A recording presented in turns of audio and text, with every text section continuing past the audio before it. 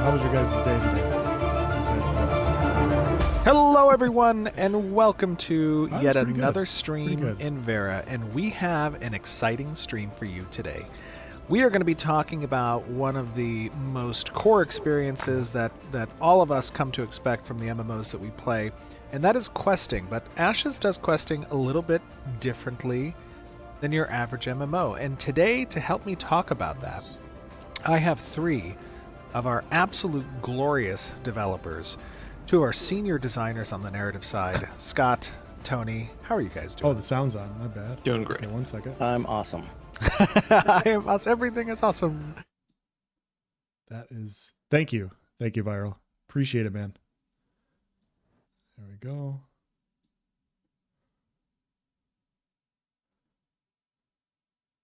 Hello. So we have the Golden Feather Tavern here. Nice is going to do the official introduction, but we're doing another group podcast. They were so nice over the last couple of months to invite both Nice and I on their live stream. So we figured it'd be fun to talk with them after the February live stream and kind of see their thoughts on what it was and if it was good or bad and all those sorts of fun things. As we do, right? Yeah. Like a proper adventure, going and visiting other taverns. Definitely. Pockets, what's up, dude? Good to see you. HD, Totamo, Viral. How you guys doing? All right. The Tavern is here. And let me go ahead and pin you guys' Twitch on a YouTube. Sounds good.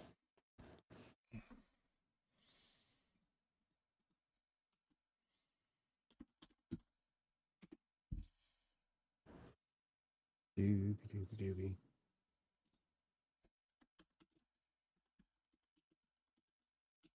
Okay.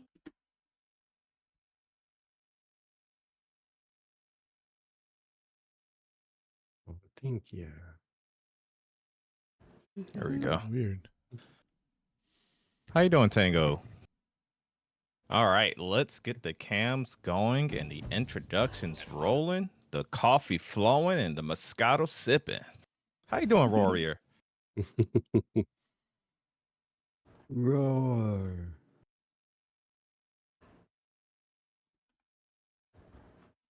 All right, we can be seen. Everyone be on their best behavior. Earthlings, if I have Tango, to. what's going on? Y'all inviting Chibi for professional PvP healing skills, trying to learn? Absolutely. Yes. We're gonna take my some. gosh. Who wouldn't? Yeah, we're definitely gonna take some tips from the healing expert. Loreforge is having technical difficulties switching over to you guys. Well, Oh no. they're having technical difficulties, of course, but thank you for being here. Hope they get. Oh, I've had a lot of technical difficulty streams, so that sucks. Yeah, we're starting Oh, a little late for that reason. It happens. It happens to Yeah. everybody. Yeah. It's not a proper Ashes stream without some kind of technical difficulty. That's for sure. Our streams are a work in progress. Everything is subject to change and being late. Chibi the Fair, live lord. fair. And Yeah, let me just I, say, by the way, real quick, no one, you're looking rather dapper there today, friend. Oh Yeah. yeah. Hold on, what's happening? Else, chat. I agree. Chat. Oh my Chat. gosh. What's So happening? else, you don't even have a say so in this. I just kind of made it a thing. Yes. Yes. You see. I you love see? it. So It is you now. that's your thing. The no one logo is cool, but that's you. That's your. That's your thing. behind my shield. Yeah. You are officially the Vec lawyer with the shield. Vec in black. It's perfect. If you could put a Vec top in hat on black. it or like a monocle or something, it would make it. I Even will do better. that. I will literally do that today. I will Yeah. edit that today.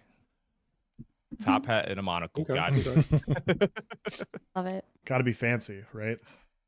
Yes. Mm-hmm. Go fancy or go home. You're gonna make Else a PNG tuber? Yes. Step one. Step one. Oh boy. All right. So, I like giving Sawman shit for that. yeah. He's like, I'm not a PNG tuber, I'm a dog. I'm like, okay. All right. So let's go ahead and get into it. Let's get things started. Thank you, everybody, for being here. So, 36, right? 36. Yes. All right. Welcome to episode 36 of the Ashes of Creation Voices of Verra live stream podcast with myself, Nice Gaming, and Is There No One Else, as always. And today we're joined by our very, very special guests, some OGs in the Ashes of Creation community, the owners of the greatest tavern in Verra. We are joined by the Golden Feather Tavern with Mr. Vertec and the #1 cleric in the world, Shibi Bree. Hello. The golden voices of Verra. I like that. How you doing, relation? I like that. Yes. Cool. And we already have a contract that we're going to get a discount at the tavern once the servers go Absolutely. live. I Yes. think that's prerequisite. Yeah. All right. love it. Oh, Vertex voice is not coming in for me. The greatest Oh. freaking tavern in Verra, says You Galwood. coming through now? I hear you. Yes. Okay. So yeah, I was saying, yeah, we're gonna guarantee there's no contract needed. We're just gonna get it engraved in the foundation, just in case we sell the tavern right before escaping the node, if it's gonna get sieged. You know. Sure. So let's go ahead and start this off. I'm sure everyone here are aware of the Golden Feather, but let's give a proper introduction. And if you're on YouTube, I got it pinned on the pinned comment. If you want to make sure that you're following them, and while they're introducing themselves, I'm actually going to try to be a professional streamer and learn how to pin it on Twitch. So yeah, if you guys want to give a proper introduction to your, I guess, history, what you guys are all about, your show, everything like that. Okay. I'll let you go Ladies first. Oh, okay, me first. Yes. All right, I'll take it. So we are the Golden Feather of Vertec and Chibi. We've been around a couple years now, since basically the Kickstarter time. At least in the following of Ashes, anyway. Mhm. And then the very next year, we decided to start podcasting, and thus was born the Party of Five. And then after that was born the Golden Feather. Nice. Basically. So give us a good rundown of what you guys show, your ideals, what you guys like to do for fun. I know you guys do more than just the Ashes podcast and everything like that. Yeah. We typically primarily do Ashes content. That is at least our hope in the future, as well as Alpha 2 arrives. But one of our favorite things is we love to get people such as you guys on and interview them and introduce them to the community, especially new streamers, new content creators, new people in the community who just really want to voice their opinion and talk about whatever topic we're talking about that week. And it really started back with me being on, what was it, DCN, I think, and I really enjoyed that environment. So then we tried Party of Five, where we were looking specifically for varied viewpoints on each topic, just to have a well-rounded discussion on them. And then that evolved into what we have now. But we nice. typically pull all of our conversation points off of the Reddit, off of the forums for Ashes, and sometimes from the subscribers and chat. So when you guys had me on, I was surprised how many episodes you guys have done relative to us. Because I was telling Nice, I was like, I can't believe we've been doing this for 6 months. Do you guys want to tell the community how long you guys have been doing your podcast? Because it really blew me away. Gosh. We're on what is it, 199 coming up next? Yes. What? Yeah. Yeah. That's awesome. I mean it in like every possible positive way. Like going 199 episodes into something is great. So That's phenomenal. Like, Yeah, I we think just- after doing that many episodes together, you have no choice but to like get romantically involved with that person, you know? Is that That's So fair. Try to resist as you might. did you hear me else? is that what Did you're, you hear me? hoping for, Nice? Did you- Okay. The social making sure- contracts kicking in. Just making sure you read the Just fine making print. sure. But Um, we just also celebrated our 5th year of doing TGF Tavern. So That's This year, awesome. That's crazy. yeah. Pocket says, definitely plan to defend my node and then reach out to my customers to help me defend my freehold after the event the node goes down. So yeah, it's been said that if your node that your freehold is attached to is lost in a siege and like nothing, I think another node's not able to pick it up or something like that. Basically there's a period after the siege to where your freehold is vulnerable. So yeah, you better have your most loyal customers there to make sure you don't get pillaged. Help! Help! Rob says, nice. If you act up, I'll be forced to donate 5 subs. Oh man, better behave. Yep. Wouldn't want that. I will be on my best behavior. Wouldn't want that to happen, of course. So what got you two into Ashes of Creation? You guys have been around a lot longer than we have. Obviously, you guys were part of the caravan testing and everything. What initially brought you in? What Allegedly. allegedly? Allegedly. Allegedly. It was definitely not Vertec on TV violence in that video. None whatsoever. So I got into Ashes because I saw a Kickstarter video by Lazy Peon way long ago, back during Kickstarter. And I met this guy in Discord as I popped in, and I guess I was a day too late for the Kickstarter. And he was the one that told me that. And then I was sad, but then they had the summer backing, so I went ahead and did that one instead. Nice. And I had just gotten done with my 793rd return to World of Warcraft, and was kind of deciding that I didn't want to do any more. So I wanted to look around and figure out what other kind of game might be out there or about to come out, because I used to, once upon a time, I did nothing but alpha and beta testing of games. Sure. I refused to pay for a game. I said I'll play for free while it's alpha and beta, test it out, and then once it goes live and they start charging money, I'll just stop playing and move on to the next one. Sure. And so I figured I'd start looking around for games that are in like early stages. I found on Kickstarter, I found it was probably 4 or 5 days into the Kickstarter itself. Wow. Oh, that's really early. You got in really Yeah. soon. That's really cool. Yeah, whenever I'm getting impatient and like oh, when is this game coming out? I try to think about you guys that were around since Kickstarter, like and remind myself it could be worse. Yeah. Phantom, welcome on in. Monkey, Pocket, everybody, welcome on in. Stalker, what made y'all want to back a Kickstarter, a drawing on the wall? What made you Ooh. guys want to choose it? So for me, I'd never done a Kickstarter before, but the thing that I looked for in general, when going to put your money towards something, you would like some sort of evidence that that thing is, viable. And it looked like they had a viable example of what Ashes was supposed to look like, at least at the beginning. And I thought it was nice enough, even back in 2017, I think. Yeah, 2017. To go ahead and back it. And it's one of those, I saw the excitement, I saw a lot of unique things, and I was tired of World of Warcraft at that point. And I was just, I don't know. It felt like they gave me enough proof that they were interested in doing, Sure. like Exactly. continuing moving it. Yeah. Exactly, because it was like you start watching the videos they had on Kickstarter, and you can just see the actual legitimate excitement Hmm. with them talking, instead of just like, yeah, so yeah, we're starting this game, and it's kind of cool because it's like a world where like they're coming back to, and just like the typical thing that you would see when someone's trying to give you like the elevator pitch. Yeah. Sure. And they're not necessarily excited about that. They're excited about the fact that they're making a game and they might get money out of making a game. Hmm.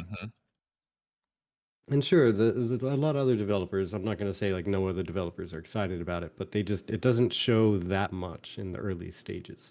You get a sense of real passion and like you feel like this is one of those games in a while we feel where we say this a lot, but it was made by gamers for Yeah. gamers.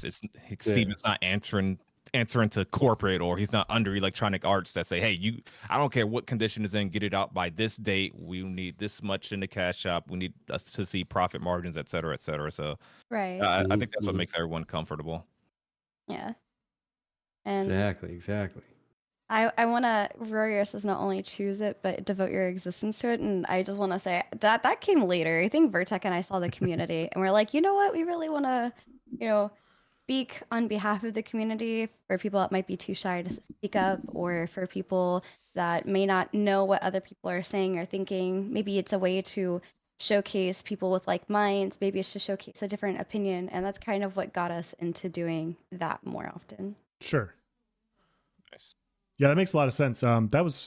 It's kind of funny. Like, you guys were way before Nice and I, but that, like, what you're saying as far as like what attracted you to the game is very similar to me as well. What Nice said, it felt like it was gamers designing the game. Like, you're just, I found myself playing other games in the past, and my thought was always like, why do we always have to have like this really cheap monetization tactics? Why can't you just make a good game? And then all of a sudden Ashes comes out and they're like, we're just trying to make a good game. And you're like, thank you. I don't know if this is going to work out, but like, this is what I want. And so, that's exactly where I came from. I was like, yeah, I want to support a game like this. And yeah, that's really cool. Yeah. See, that's also the other thing, is like jumping in on something like that, but doing it at the very beginning as well. Yes. Like, not just supporting a game, but like at the beginning. Like getting in on that ground floor, something else and I talk about for a while, because me and him, we haven't played an MMO at launch, like been there for launch. So this would be a really good opportunity, I feel. Hellstalker in chat says, y'all have so much faith. It's a fantasy from a mushroom-induced dream when it's that early. Made a good choice, though. I didn't pay until Alpha 2. Oh, I guess he means like when the packs were going to be stopping or something like that. Yeah. Yeah. I mean, and that's fair. I usually don't have a lot of, or I should say, I usually don't have that kind of faith in something early on, but just something about it made me say, you know what, this is going to be something good. This is going to be something good. Like, just the way they talked about it. And I'll be honest, even though they've redone everything, even the game and how it looked at that point, like, really, this is like Kickstarter, what they're showing for Kickstarter. Yeah. It's got to be something decent, right? Yeah. Robish says, how late am I? You are not too late. I think we're probably barely 20 minutes in, maybe. Viral over here says, Steven says things I would if I was to make a game. I agree. I agree. I think that's the best part, is it just feels like everything they're coming from is like, when I play a game, what do I like? And that's, I think that's how they go about development, which is great. I think we're lucky that he got so pissed off at what was it? I think Arcade. Because like, how often have we been playing our game with a group of friends and like, man, they need to do this. Why don't they do this? They're so disconnected with their player base, etc. I would do this, and it feels like one of us had that conversation with someone in a party chat, right, or in Discord, and then but one of us was actually rich enough to actually go out and do it. That's what Steven is. He's the guy that made it out and was like, you know what, I'll fine then, like the Thanos gauntlet scene, like, fine then, I'll do it myself. That's Steven. Yeah. He had the fun to actually do it. Were you also around when he was getting upset at New World? I read the stuff after, like way after, but I've seen it. Honestly, that was my favorite part about it. I mean, a lot of people got upset, and I understand why, I guess, from a like professionality standpoint. But at the end of the day, he's a gamer too, and I just loved that experience of just like the raw Steven gamer coming out and being like, "Man, I was Give us excited details for you on that guys." history. I remember seeing like a lot of Discord messages around New World's launch for Steven, but give us a little insight there. So from what I recall, this was around the time when New World changed really big, like their whole entire point of the game. And then I think they went pay to win is what I think happened. I don't know. They changed it in a very big way. And he got really upset by that because I don't know, part of it came off like he was looking forward to having some competition. Yeah. While he's making Ashes. And when they turned down a road where like they weren't exactly what he was going for, he was just kind of like essentially saying he was upset by like the choices that they made and was hoping that they would be more of a competition for him. Not like you're not a competition, but just like what, just disappointed, like, because he's even though they're a competition, he wanted to see them help move the genre forward the way he's trying to help the genre move forward. He was it's like when New World went from survival to like whatever they attempted to do at launch, and then they started selling like I guess not the most blatant pay to win, but pay to progress, which is essentially the same thing in most people's eyes, right? like character progression. It was a weapon XP boost, all that good stuff, whatever it was. And I Yeah. remember seeing his message about that. And like Phantom said, he said they were stealing his ideas. Yeah, like so the corrupted portals, see, that's something maybe someone in chat, a lot of you MMO vets in chat can probably correct me, but corruption isn't something I've seen in a lot of MMOs. Is that not a new concept that Steven thought of? It's not something I've seen too often, at least, or heard of too often. But I know they apparently stole like a lot of ideas. And it's Amazon, so they had the budget just to force their game out quicker with the ideas. Tatamo says Black Desert had something similar. Yeah, I think he Yeah. may have gotten the idea from maybe Lineage. People were talking about having a corruption system in it. I haven't played Oh, Lineage, so I Lineage, couldn't tell you. Lineage But 2, yeah, yeah. someone was Sure. saying Lineage 2 has a corruption system, Mhm. and it's really similar to what Steven's describing and how it functions. Yeah. Like I've seen a couple times on Reddit, someone will say, "What's this corruption system all about?" And someone will say, hey, that like the one in Lineage 2, it's just like that, and that's like all they say. Sure. Did you guys so since we're speaking about Dark, as Galwood just said, Dark Steven, since we're speaking about Dark Steven, did you guys ever try New World when it first came out? Because I decided to do a wait and see approach personally, and I'm glad I saved the time, but I was curious if you guys tried it also. I did pretty not. Sure. Yeah, I was gonna say I'm pretty sure neither of us have ever tried it. That Okay. was something actually I put in Nice's YouTube chat. Is like our guild was very much looking forward to it, and we had like monthly meetings on it, and we were like, okay, this is Yeah. what we're gonna do. You know, it's gonna prepare us for Ashes. Da da da da. They have similar Yeah. systems. Let's try it out. And then the whole thing changed, and it was kind of like crickets after that. Mhm. Yeah, So we it- just didn't bother. Sure. Yeah. yeah, and it Elsa basically and happened I during like played a that lot, last. Oh, Oh, sorry. no, go ahead. Oh no, I was just gonna say You Elsa and I said- played a lot, but it was way after launch. But yeah, like we, Phantom said. Yeah, we were going to, and with everything that we heard, I was gonna have fun with it. But then that last closed testing came out, where people were like talking about this and that and showing this and that, and the biggest things were the fact that it was supposed to be this way, and they flipped it around and went that way with it in a complete Yep. 180 direction, not even like halfway, but like a complete turnaround. And Yep. everything's broken now. Nothing works right because it wasn't designed that way. Yeah. And at that point, like every one of us just said, "Really?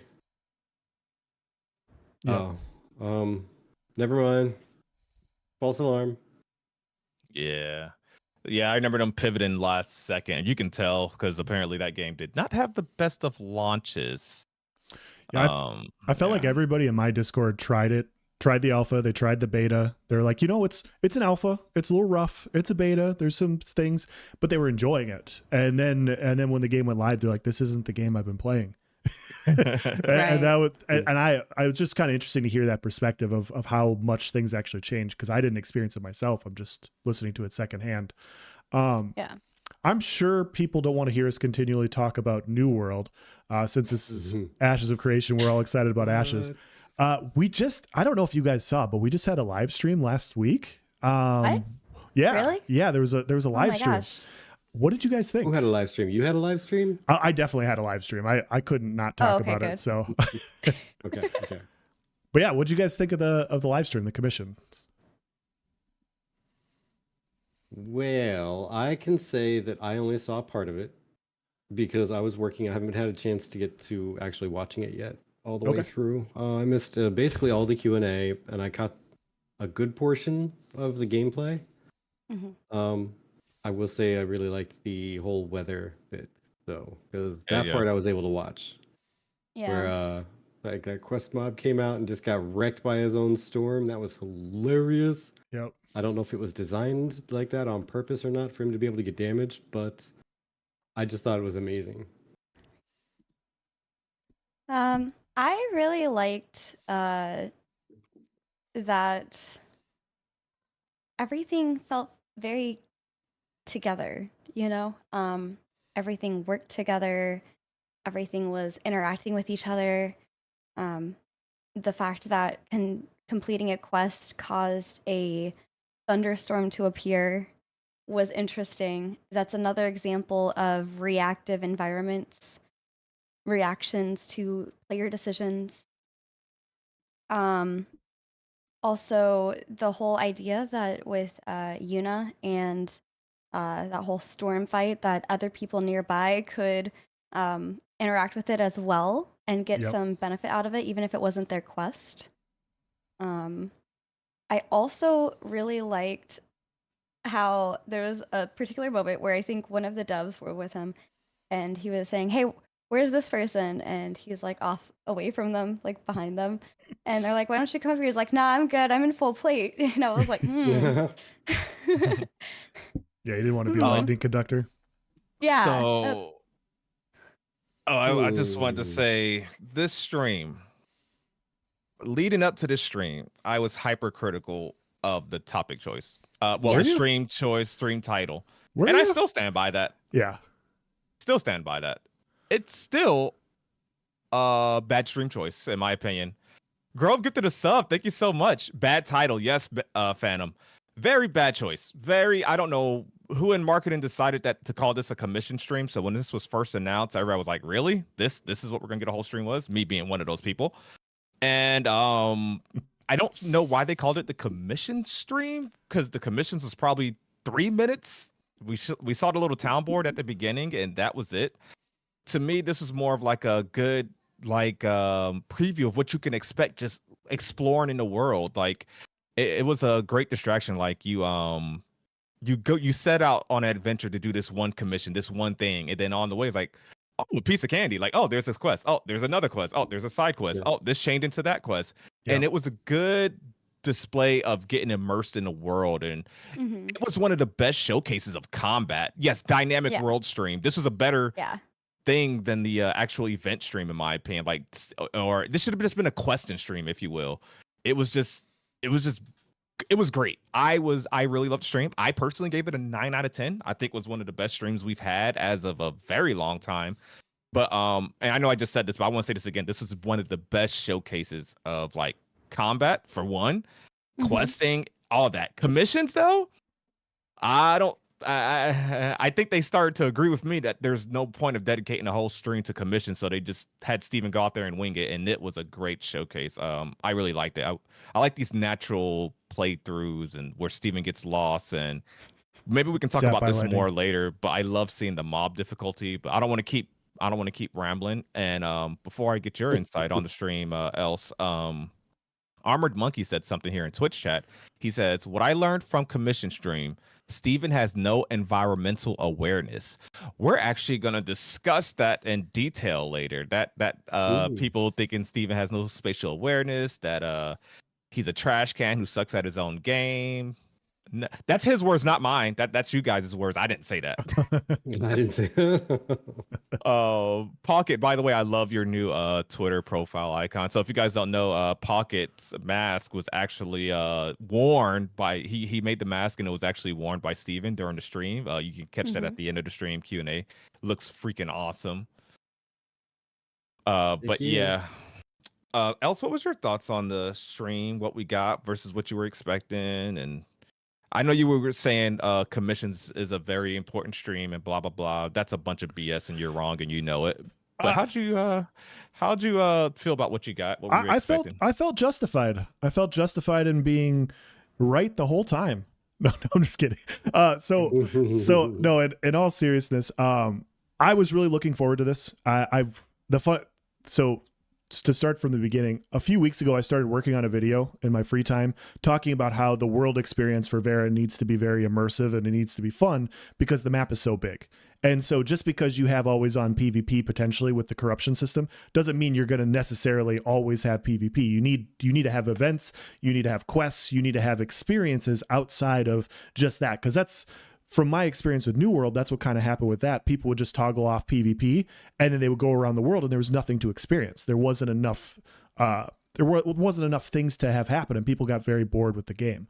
And so I wanted to see that, and I knew commissions were a very small part of it. And I was like, my perspective was, hey, this doesn't have to be a world beater. This doesn't have to be the greatest thing in the world. All it has to do is be better than the New World town board system, which is, in my opinion, it's really bad. It's not worth engaging in. It's not fun. And in my opinion is if something's not fun, why should it be in the game? And so I just wanted to see if they were going to make something fun and enjoyable. And I was like, I hope they really go out there. I hope it's not just like kill 5 boars. I wanted to see more. I wanted to see them in the world. And I agree. This is, in my opinion, this is the best live stream I've seen in the last 2 years, probably. I give it a solid 8.5. I adjusted my rankings because if there's another live stream later on that's better, I want to give myself room. But yeah, I thought it was great. Like Chibi points on top. Yeah, I don't want to say, oh yeah, it was a 15 out of 10 by the time we get to September. So, but yeah, like Chibi and Vertec here said, this is in my opinion, this is the first time that they went into Verra and it felt like the systems worked together. And it's like in other live streams, they would go and they're like, hey, this is the world. This is the weather change. This is a world event. And this is everything combining. And that was what made it so good, in my opinion. And I think Chris on your YouTube, on Is There No One Else's YouTube, says cohesive, and I agree. And I think that was kind of the point. I feel like the reason why it was a commission stream is because it was showing how cohesive everything was. And you saw at the end that it leveled up the node. Yes. And that's what commissions are for. They're for quests for you to go do that also spark other things, other events happening in the world around you, but are also a good way of leveling up your node. Yeah. Nice. Would I have liked to see the node level up in person? Yes, that would have been cool. Absolutely. I wonder if next time we visit that Marilith node or whatever it's called, I wonder if it'll be stage 4 and just look a little different or bigger. It'd be better to see it, but I don't think their tech, or I don't think they actually have that ready. I could be wrong. It's just conspiracy tinfoil hat stuff, but I think it will be level 4. The black smoke at the end was a little ominous. I'm not gonna lie. Yeah, I'm looking forward to it. Yeah, to piggyback off what Nice and what Chibi said here as well is they made a comment about, like, this is a very localized stream. Like, why is it commissions? Why wasn't it world events? And we were talking about this in our Discord. I'm going to shamelessly peddle our Voices of Verra Discord here as well, if you guys want to come join in the conversation. But we were talking about it in there today, and it was like, hey, like, it could have been renamed to something bigger because it was actually bigger than just commissions. I think we could agree with that. But then I remember last August, we had a node live stream and everybody was like, this wasn't all encompassing for nodes. We need to narrow down the scope. This was more of a mayoral live stream. So to me, it's almost like they probably got the feedback from the node live stream that, hey, like this wasn't all encompassing for nodes. You need to be a little bit more specific. And they're like, okay, sure, we're going to do commissions. And now people are like, this was so much more. Like, why'd you name it commission? So it's probably just one of those, like, you can't win either way with some people. Like, some people will agree with this. So I don't know. That was kind of my perspective when I was looking at it today. Mm-hmm. Thank you so much for subscribing. I really appreciate that. Armored Monkey, appreciate that. So I want to go ahead and pull up one of our first topics. There's an image in that Voices of Verra in our Discord. In our Voices of Verra Discord, there's a section at the very bottom where we kind of preview some topics. So we're going to be doing that going forward. Okay. There's an image. It's a big white square. It's on Reddit from Cygnus. I hope I'm saying that name. Here, I'll pull it up on stream here. Let's see. There we go. There we go. All right. Oh, okay, I see it, yeah. All right, so this is I don't know what post this was. I don't know if this was his post or this is a comment under a post and then Steven responded directly to the guy on Reddit. And by the way, I know I've said this before, but I just want to reiterate. I think it's crazy and mind-blowing, previously unfathomable, that we have a developer team, a community team, et cetera, that's so involved with the community.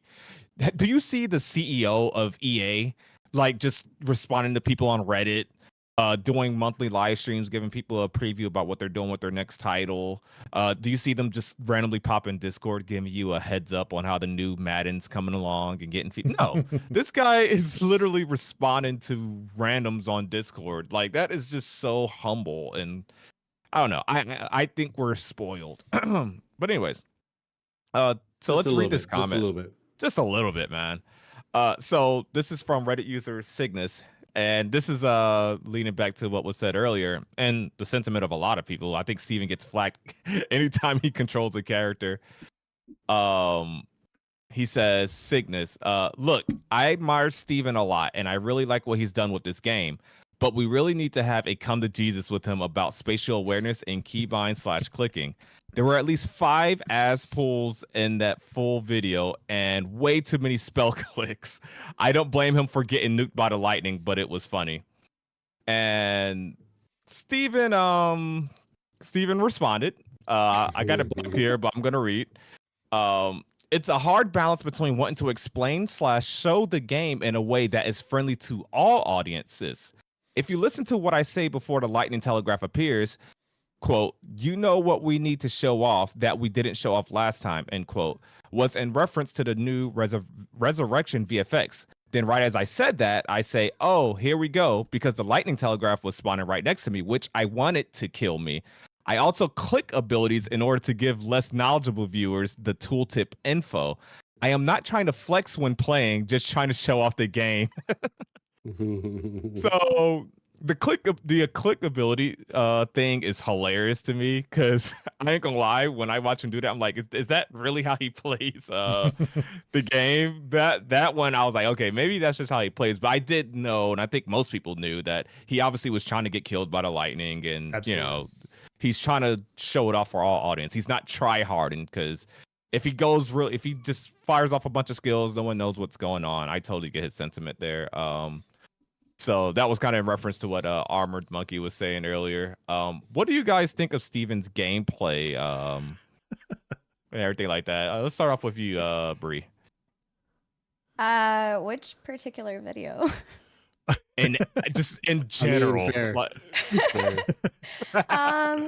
Let's say for previous, like, yeah, he does tend to end up in mobs and stuff. I don't know. I find that funny every single time. I'm not gonna lie. It's one of those Vertec and I've experienced that personally, where I was like, "Hey, I brought friends. I need help," because I was the one that did that. So I find it hilarious.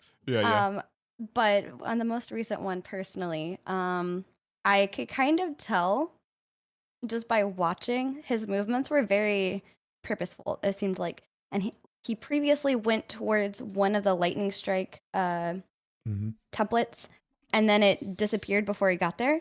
Yeah. And so you could kind of tell he was trying to get into it. Exactly. And I had a feeling I didn't think he was trying to show off the resurrection, to be honest. I thought he was trying to show off, like, you can be hurt by the weather. Like, this does hurt you. And the resurrection thing was was just the cherry on top. Sorry, I saw Paka's art. It says Vertex face when Chibi said I brought friends. I felt that. Yeah. It's always a party. It's always a party. Just saying. Yeah. I agree with you guys. I like that too. I don't want the fully scripted live stream. I like it when Steven goes off and pulls like 20 mobs, because like who among us hasn't done that, right? And yeah, I have so many fun memories of never. I have so many fun memories of my friends like trying to follow me through an area, and they're like, oh shit, I pulled this. Oh shit, I pulled this. And yeah, it was just, it's really funny. But yeah, he was very clearly trying to kill himself with the lightning. He tried to do it twice. He ran to the one, he tried to go to the other one, and then he stepped in the animation and they showed something. Like, whatever you think about Steven's gameplay, he was trying to kill himself there. And if he wants to say he was trying to kill himself all the time, then that's fine too. And so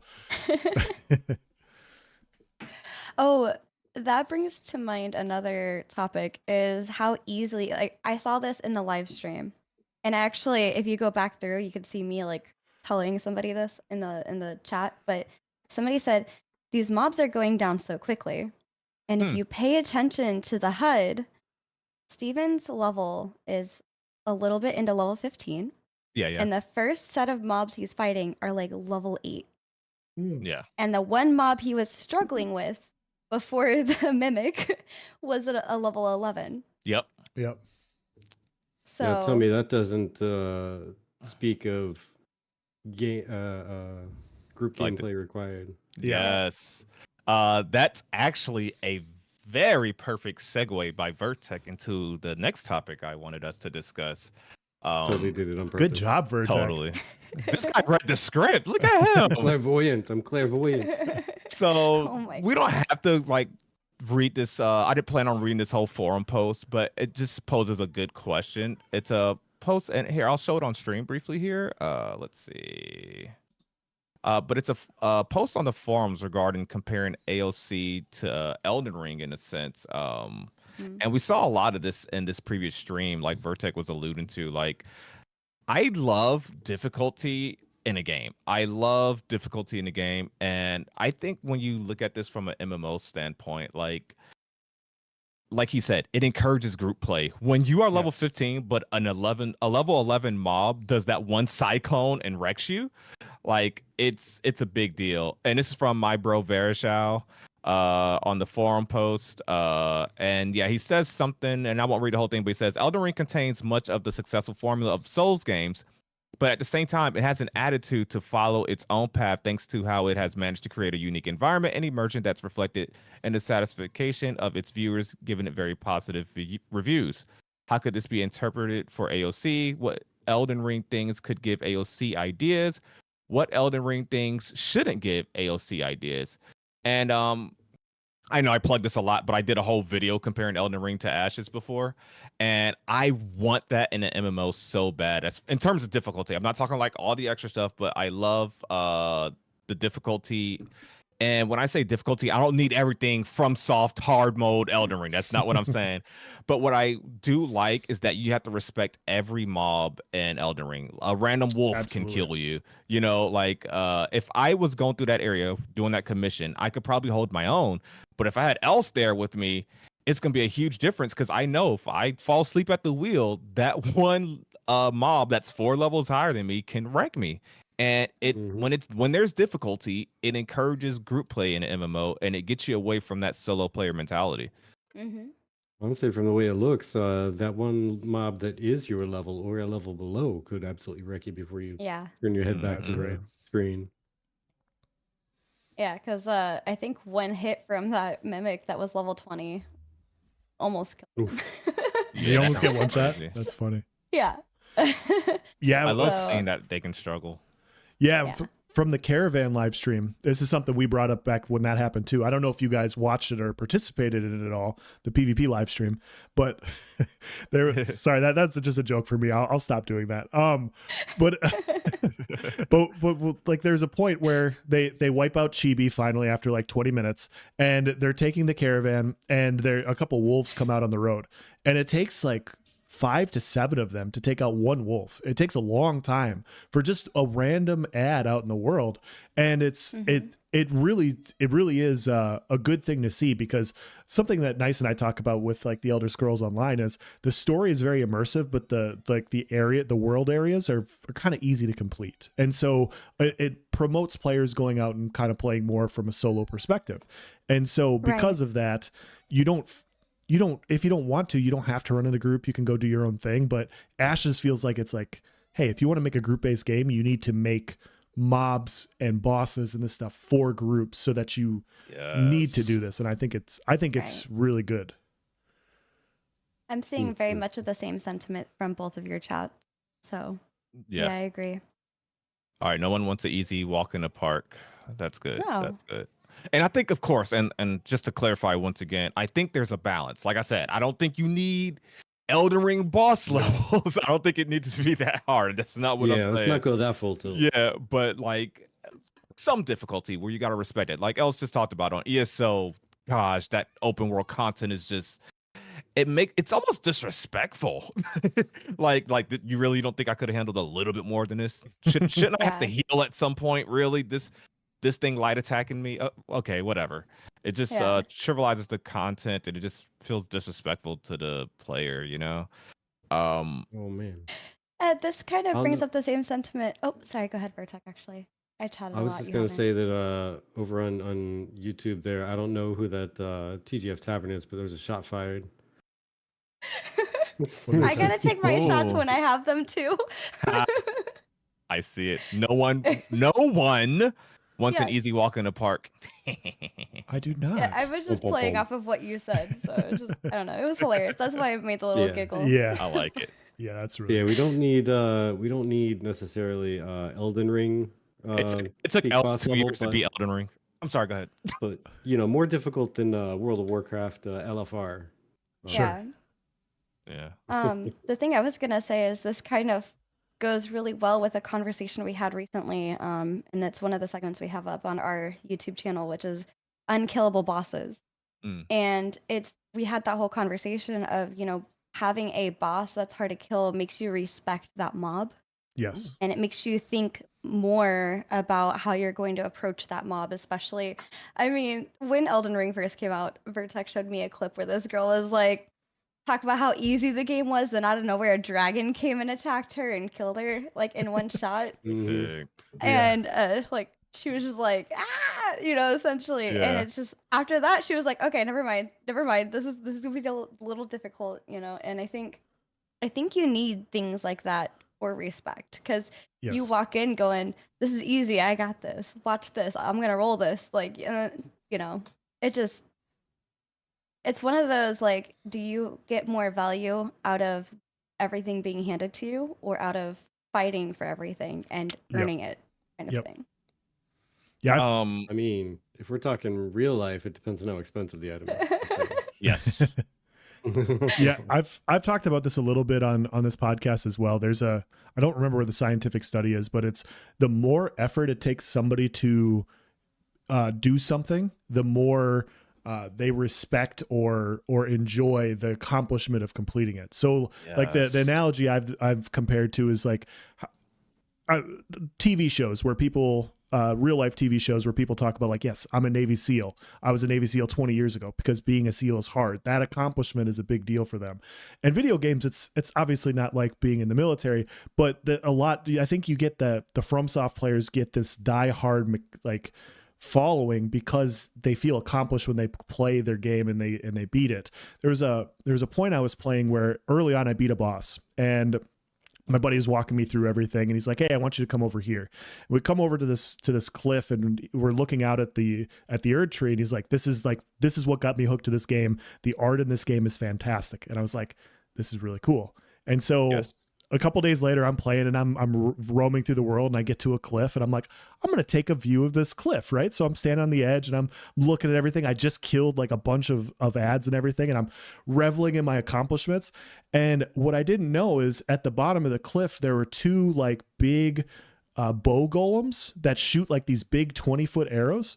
And I got one shot standing on the side of the cliff trying to enjoy the scenery, and it was like the minute I did not respect the environment, I got destroyed. And I Right. wish I was recording because it was so funny. But yeah, exactly what you guys are talking about. Were you trying to take a selfie? I was just enjoying there's some parts of that game that look really good, and I was just like, hey, this is really cool. I'm gonna get a drink of water, and then I was dead and I had to respawn and run back. That can happen in Ashes. You just chill there, minding your own business, and boom, PvP gank. Yep. Mm-hmm. Level 15 ad. Or that, yeah. So we were talking about our reactions and thoughts on the previous stream. Let's talk about what we now know about Chibi. I see that you didn't know about it till just a little bit ago. The next stream upcoming. Yeah. So I have the screenshot in Discord as well, and I'll go ahead and show that to you guys who aren't aware. Completely missed that memo. Phantom put it in chat as well. And Shannon says everyone needs humbled, and it helps the immersion when you have to be aware of the game's environment. Yes, well said, well said. So for you guys that are not aware, we officially know the topic for next month's live stream, and I'm glad we know it already instead of like not finding out until like it's usually like the 17th, 18th or so, somewhere around the middle of the month. So at least we know right now what we're gonna get next month, and this is an archetype we've been wanting to see at least detailed for a very long time. We've been seeing it in the background. We saw it in a melee weapon showcase, but it is the fighter next stream, which is awesome. Else, do you have the screenshot pulled up and want to read it, or I can? I do. So it's from one of Narc's videos. Narc did a video after the live stream, and Steven commented and he said, hey, Narc, Great video once again. Would like to address the concerns about using console commands during the showcase of our commissions in Dynamic World. So basically, they brought up the point that maybe these nodes weren't. I think this was what Narc said, that the nodes weren't coming online naturally. They inputted a button, so he was worried that maybe those aren't ready yet. Steven responded to that, and he said, sometimes in order to demonstrate these systems that require larger groups of players to be playing within the area, we have to trigger the code through a console command. As for the area, we didn't go into it at the end. This is the Oakenbane Keep, which was shown off a bit during the first tank playthrough a little over a year ago, and we will be showing off some more this next month with the fighter update. Nice. So this is big because, like I said, I've been wanting my archetype. I used to think I was going to be a ranger, but know how I don't use the normal tab target camera, and I'm probably going to use the action camera.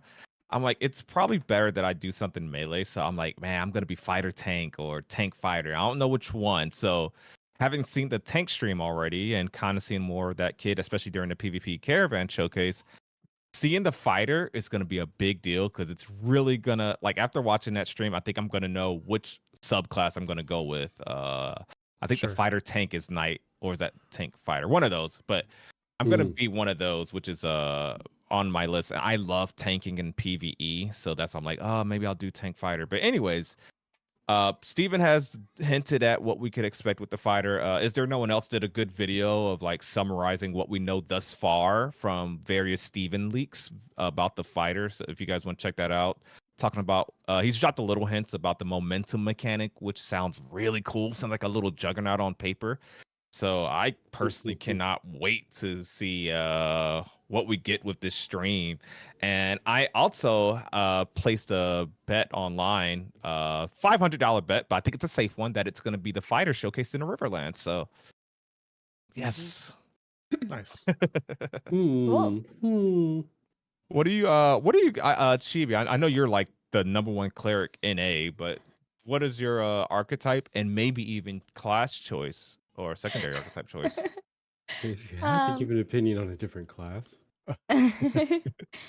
So my class choice is actually going to be cleric. Surprise, surprise. And my secondary, I don't know. Actually, that's my intent for Alpha 2, is I intend to test every secondary and see which one I like the most. Nice. What about you, Vertec? Ooh, I mean, I'm gonna end up kind of the same story as her, only I'm gonna be doing the tank thing. All the tanks. I'm gonna try them all. Nice. Including as much as possible doing all the other core classes with tank as secondary and see how those feel. Yeah, I'm hoping fighter tank lets him be a really beefy melee boy. You just want somebody with armor and a physical weapon and potentially a shield sometimes. That's just hold their own, okay. be a melee boy. I like it.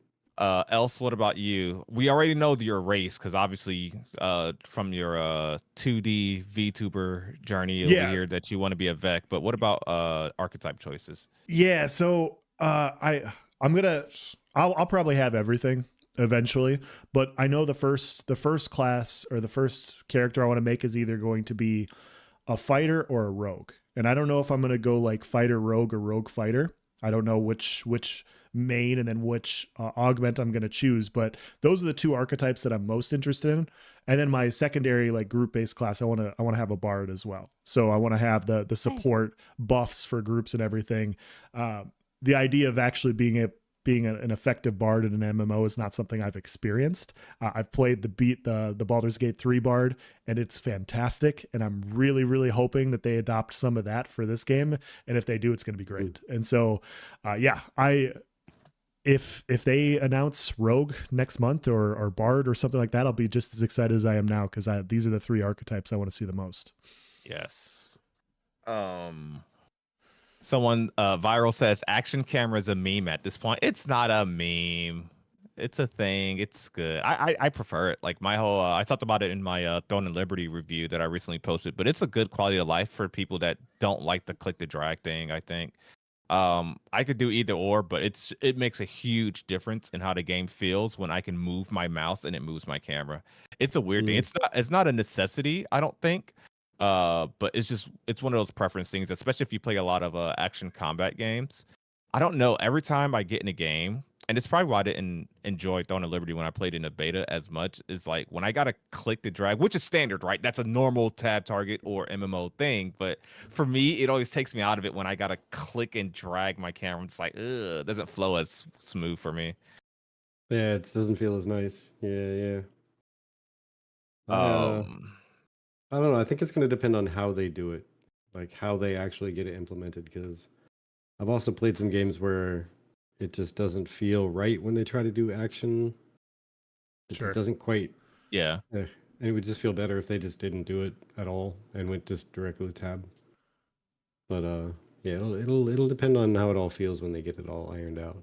Yeah. Yeah, I agree. Yeah, it really depends on the game, because I mean, Nice and I have talked about this quite a bit because we have a podcast, and we haven't talked to you guys about this, but I've played.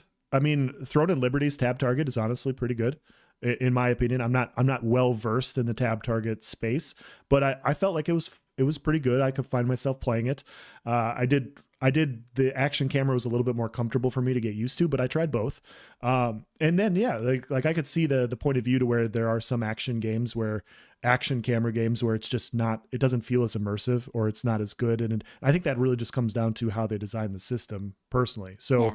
you can have a tab target game that's very fast paced and it's very fun. Yeah. It's just tab based combat, which is more than fine. Or you could have a little bit slower action based game, kind of like what New World is right now, for instance, but it also can be fun for some players.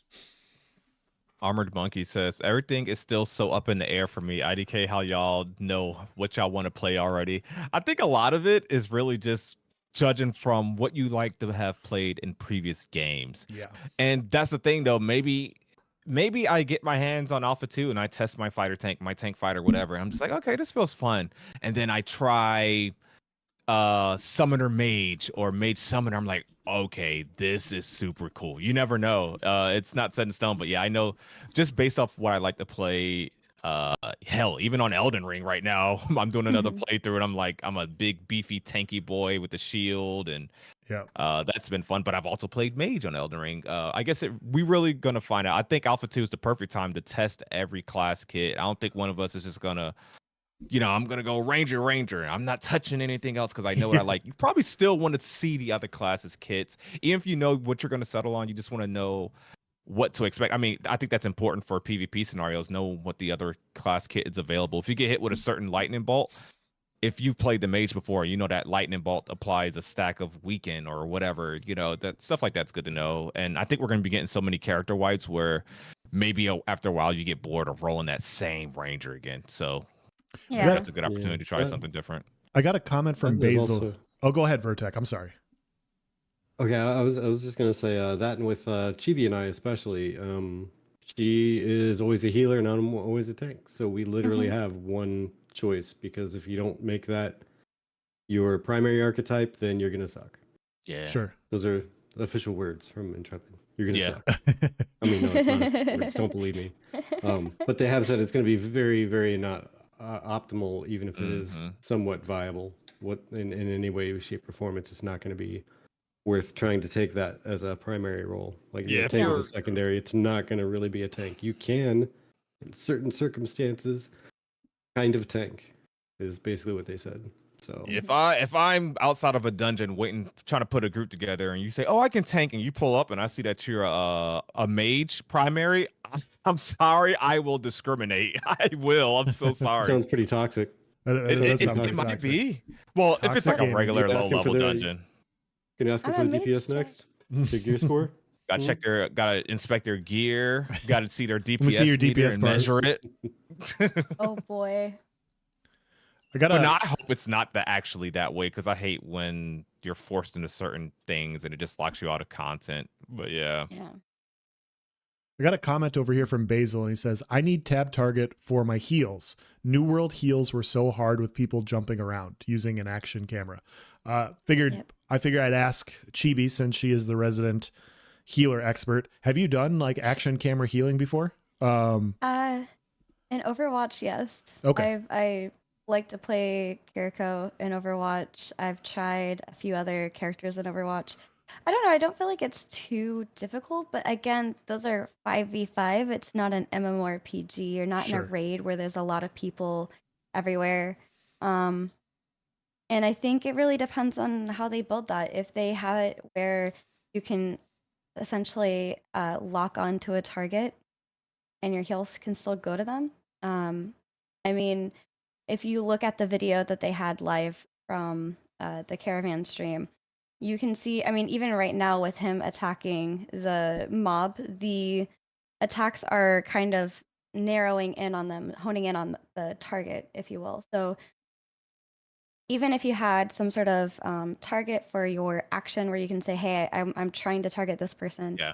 and you can have those kind of hone in on your target, that may not be so bad, but I definitely understand somebody getting in the way of your healing and it going to the wrong person. Yep. When you don't have a precise thing to aim with action camera, it does feel bad to heal. Like ESO, you can kind of aim in that general direction and hope it goes to that person, but it's not guaranteed. They have Now, yeah. to contradict, well, not to contradict, but to, I guess, go against what the comment you just read in chat. New World, for an action camera game, has amazing healing and very precise healing. And I don't know if he played at launch, and this is something that came in a later update. My last New World video I posted was literally a 26-minute healer guide. Like, and Els, you remember playing with me. I was not a good healer. I was not a good healer, but I stuck at it. And I played around in the settings. New World has some of the most detailed and specific settings for healing that I've ever seen, especially for an action camera game. Like Ashes of Relation just said, he said New World heals were easy when you could hotkey your group members. You can hotkey your specific group members. You can you don't have to aim. You can literally roll up on your mouse wheel to select that target in your group without even like looking at them or aiming at them. Interesting. It's very tab. It literally imitates tab healing. Like you can do the what do they call it? The not the hot potato system, but when you just click whatever that is, how people like heal on WoW and all that. Mouse you over? can actually, yeah, like you can just literally just do that. So I don't know, it felt pretty smooth to me. Like I got really, and I know I hate to sound like I'm bragging, but I got decently good at healing in New World, and I was so bad before until I messed with those settings. I don't know. There you go. Thank you, Viral knew. I don't know if you're hearing what I'm hearing, Vertec, but it sounds like we have a cleric rivalry brewing right now. And like the game's not even out yet. Sounds that way. Stevie's listening to me like, you're probably Sounds wrong. It's just like, I saw that video. I can so do better average. than that. You're so average.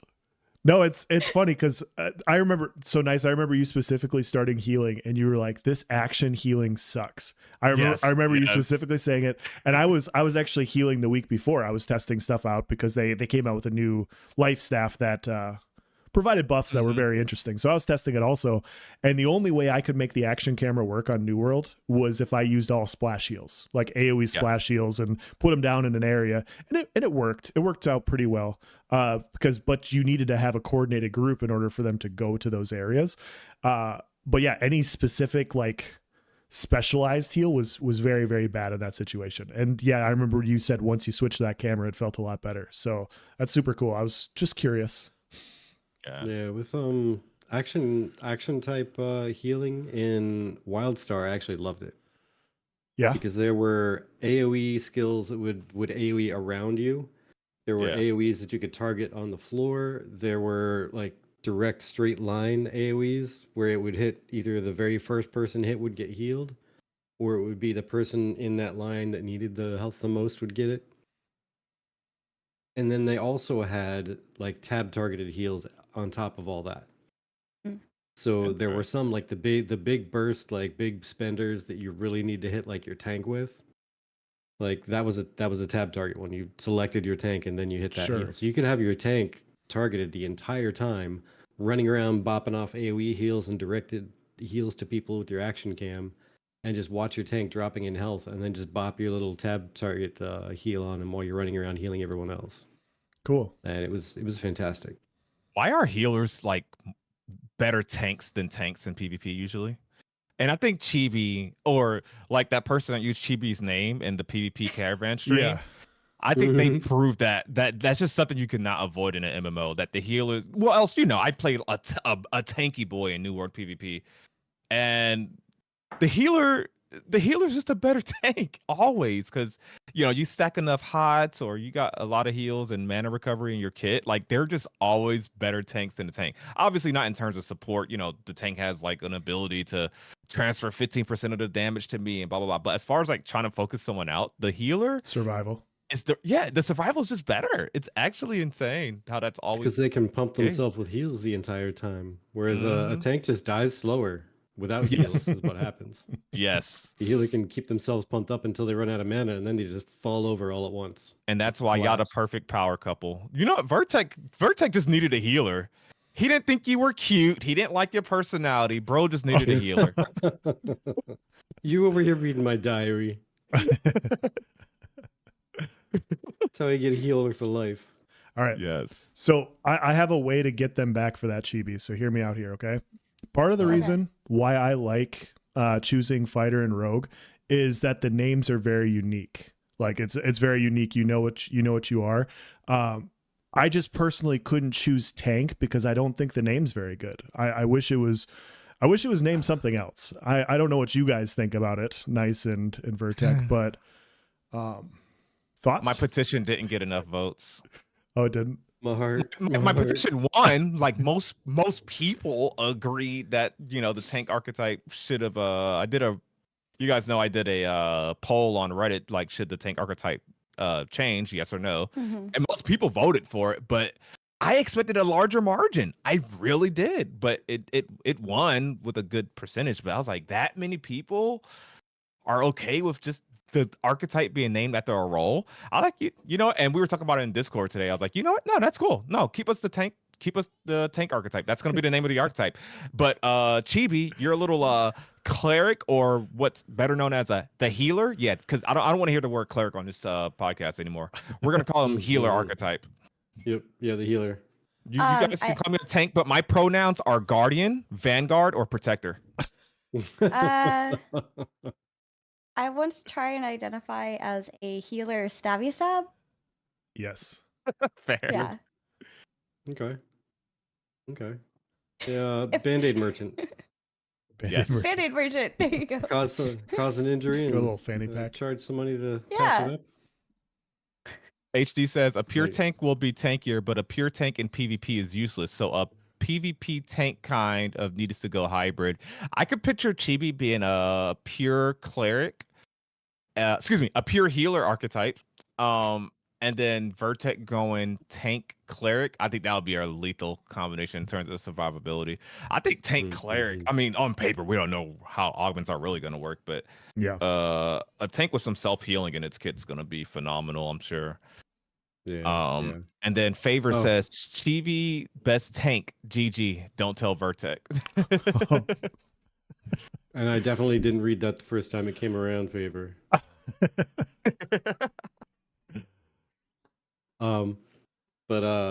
Yeah, I promise myself and everybody, if the name tank lasts all the way till main game, I'm not referring to any of the other classes by anything other than their role in combat. I That's will it. join you That's in it. that crusade. Yeah. I think that's Yeah, I fair. like that. Tank, healer, caster, ranged, melee, stealth, pet class, and what am I missing here? He said pet class. I love it. Yeah. Pet class. And I know I'm missing something. Did you say Did we Bard? say something about Arrow Boy? Or and backup singer? Yeah, because Bard is Yeah. support. So support class. We need a support. Holy class. crap! Can you guys show off these chalices or whatever the hell you want to call them? I'm sorry. Can we? I'm gonna put my cup up on stream. Can we just do a comparison on how they're stunting right now? I have this cliche black coffee mug, destroyed. and look, they're sipping in style, man. Yeah. Medieval times. Yep. Viral says, Music Man. Yeah, let's just call them MC Hammer or something. Let's just really backup singer, MC Hammer, all that stuff. Yeah, just flexing. Before we get to our next topic, Favor says, wait until someone makes a heavy armored rogue healer that specializes in staying in the fray and healing, debilitating enemies in the front line. What class is that, Rat? There's some weird combinations like that. I always make fun of the tank ranger. I think that one's just the most hilarious thing that you could choose. I really want to rogue see cleric's it though. up there. Rogue I cleric, want to see some of the crazy combinations, what they do, how they mess with each other. Like mage, tank, mage. Like, Yeah. seriously, tank mage. All right, tank ranger. Yes, so I'd like to try that. Let's see what happens there. Absolutely. Tank summoner? ranger. Galwood over here says, I voted to keep tank. I'm a monster. I approve Galwood. Wow. You're no longer my favorite Galwood. Oh my The- goodness. Wow. The betrayal. It'd be your own people. It'd be your own people. Oh, that's great. I'm just imagining him in the background, just like wringing his hands after he voted. Yeah, like I posted the link in Discord, like, hey guys, I could really use your help on this petition. Appreciate all the support. And Galwood's like, I got you, fam. He's like, I got you, but the other way. Not the way you think. Let me hop on my 50 Galwood alt literally- accounts. He just like put himself on blast. I want to go tank rogue, go stealth, and watch my party get aggro. Damn. There was actually it's funny, the cleric rogue class, what you guys were just talking about. When I was playing ESO, there was actually a guy that used to run it was basically the rogue version on ESO. It's a Nightblade. And so they had stealth, they had cloak, and he would be a healer. So it'd be a stealth healer. And so literally he would just kite around and like try to heal you as like you were taking damage. And it was kind of annoying sometimes, because some of the best parts about being like running with a healer is like their survival's really good, so they'll take damage. This guy never took damage, so it was just like you're just getting beat on. You're like, dude, come help me out, and he's like, no, I'm just gonna hide over here in stealth and heal you up. Like, here you go. And it was effective, but it was kind of funny at the same time, because he was the only person I know that did it. So Focus on the healer that you can't see. yeah. Here, I'm gonna pull up our next topic here on stream. It's a Discord comment from Tangaroo. I think he posted this yesterday or today when I grabbed this screenshot. Sorry about that. So he says, just because PvP exists shouldn't mean PvE is made easier to compensate. I really like this statement because I love the idea of some challenging PvE content. I think we all understand Ashes of Creation's a PvX game, but I don't think that means we need to balance our PvE content based off the threat that PvP can happen, based on the fact that the corruption system's a thing, based off the fact that this is open world competitive dungeons. I want and when I say that, I mean in the sense of needing to make it easier. Like, this boss is too difficult, and you mean to tell me that this random guild can pull up and that be another thing that we worry about? This boss should be easier because we got to deal with them too. I'm of the opposite mindset, that don't trivialize our PvE content just because PvPers exist, just because the threat of PvP is looming. In my opinion, I think I want bosses to be difficult to. Let me say it like that. I want bosses to be even more difficult to compensate, or to make that situation even worse. I don't want it to go in the other direction, like, somebody, might gank us. No, I want those bosses to be just as threatening. I want there to be challenging PvE content. Without challenging PvE content or in-game raiders or all this other stuff, I don't think you have a successful MMO if you crutch on just PvP loops to, carry the game. What do you guys think? And chat, you guys let me know. I am very opinionated on this. The only problem is with this one, I haven't settled on exactly what my opinion is, but I have lots of them. But yeah, I'm probably leaning towards the yes, PvE does need to be easier if there's going to be PvP conflicting with it, because I love Ashes from the on paper thing, but if I start playing Ashes and I can never complete a raid because there's always PvP happening, I'm a PvE player. Yeah. I will probably log in and I will be a tavern keeper, and that's all I will do. That'll be my life in Ashes. And I don't know how long that'll entertain me. Ooh. Sure. Spicy take. I like it. Yeah, I would agree. Now, this shouldn't come as a shock to anybody who's known us for a while. I am not really a PvPer.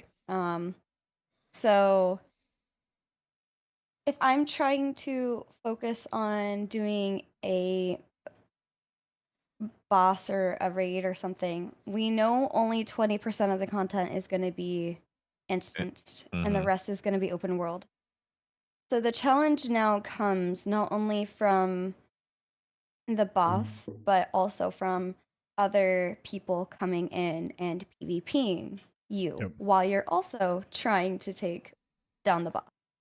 Now, the thing I want to remind people on, and I don't have an exact opinion on this all the way through. I do like the idea of it being easier because of the PvP aspect. However, Stephen has said at least once or twice that depending on the number of people in the area, the boss difficulty will increase.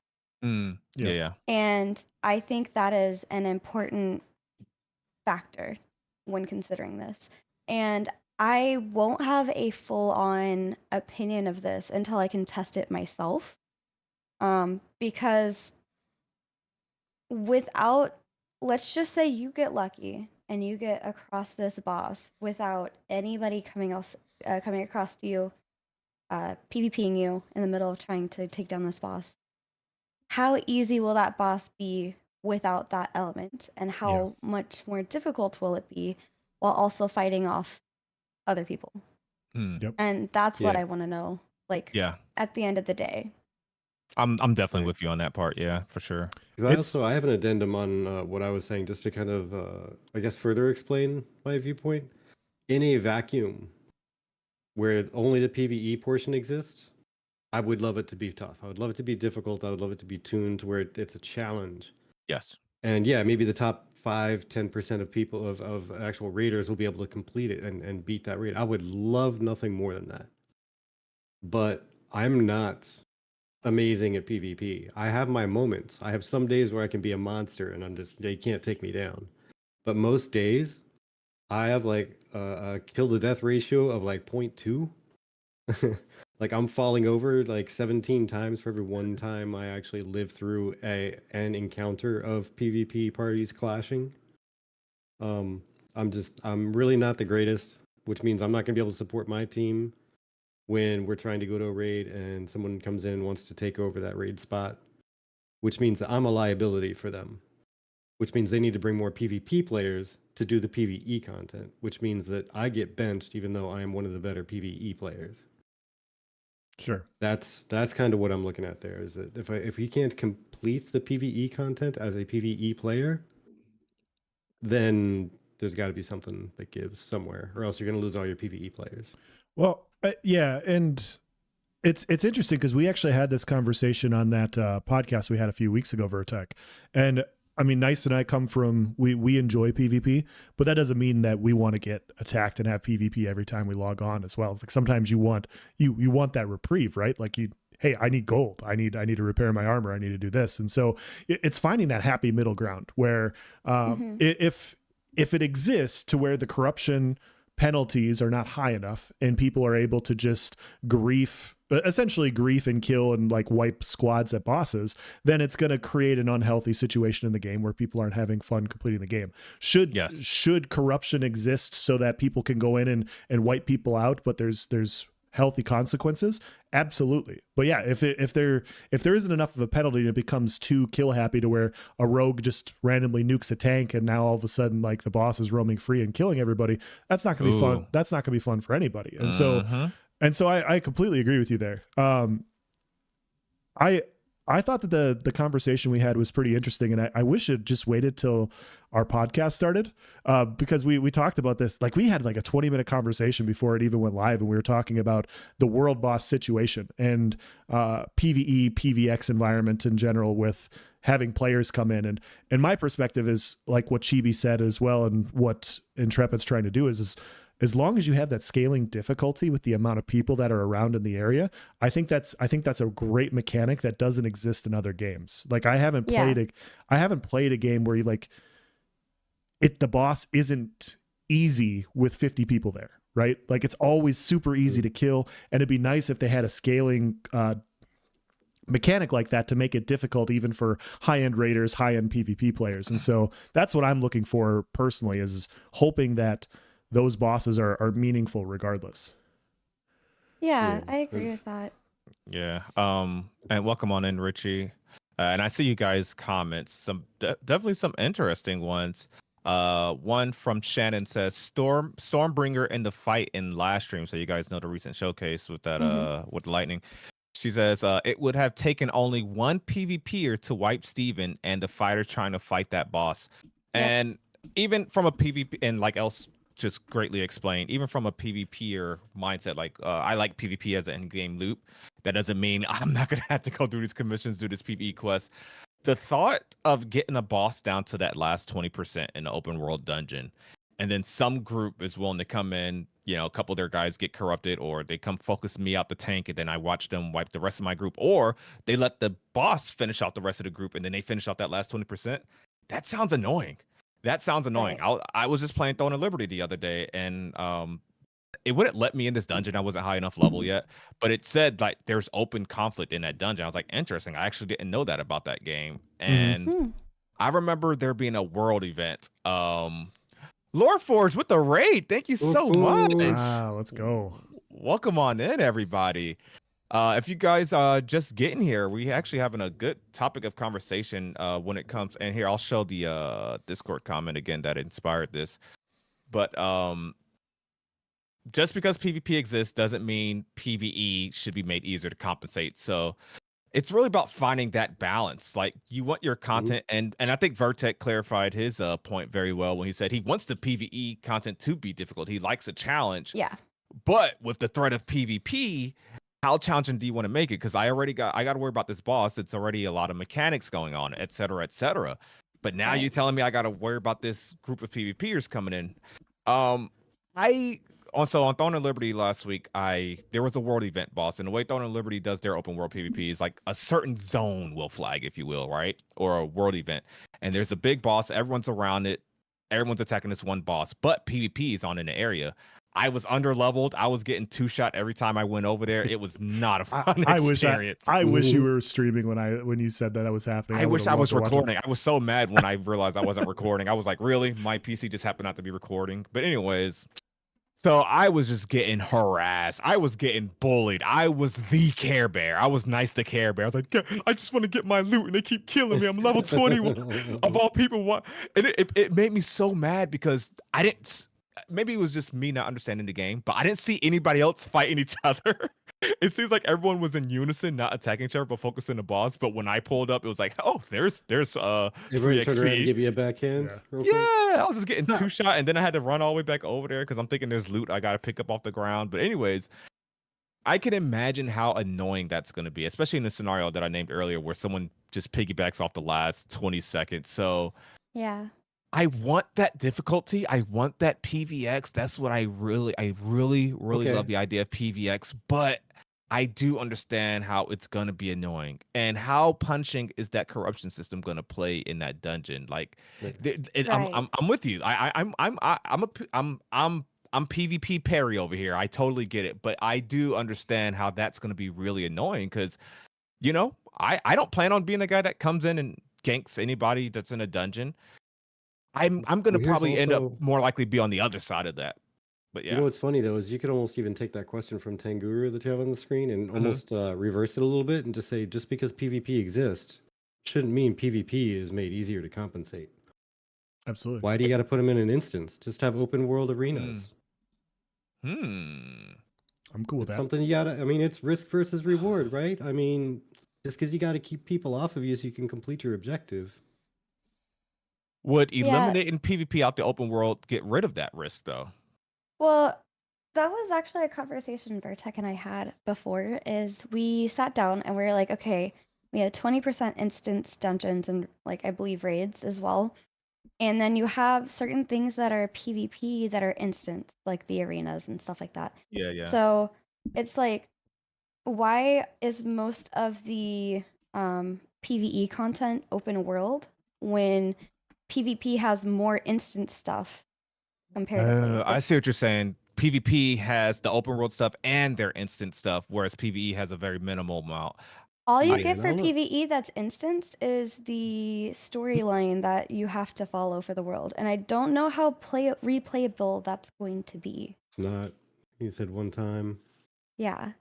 So basically, there's Personally. basically not enough. There's not a lot of safe spaces or stuff dedicated to PVE the way there is dedicated to PvP. That's how we feel, yeah. Yeah. That makes I totally get that. That's a fair take. Elsa, I want you to address. What do you think about that take?